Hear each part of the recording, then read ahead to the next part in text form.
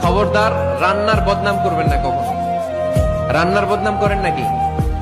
এটা ঝাল হইছে, ওইটা মজা হয় নাই, এটা টক হইছে, এটা লবণ হয় নাই, এরকম আছে না নাই?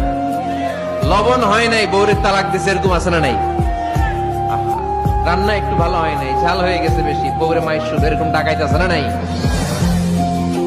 মা আবা রাসূলুল্লাহি সাল্লাল্লাহু আলাইহি ওয়াসাল্লাম তুআমান ক্বাত্তু, আল্লাহর হাবিব সাল্লাল্লাহু আলাইহি ওয়াসাল্লাম কখনো কোন রান্নার বদনাম করতেন না। ইনিশতাহাহু আকালাহু, বুখারীর বর্ণনা। ভাল লাগলে খেতেন, ভাল লাগতেছে আরো খেতেন, আরো খেতেন। ওয়া ইন কারিহাহু তারাকা, ভালো না লাগলে রেখে দিতেন, ওর দিকে তাকাইতেন না।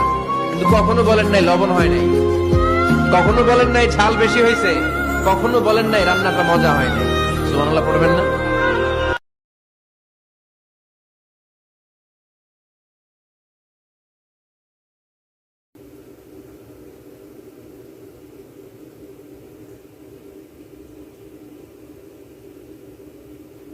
স্বামী ভুল করলে স্ত্রী সুন্দর করে শুধরে দিবে, স্ত্রী ভুল করলে স্বামী শুধরে দিবে।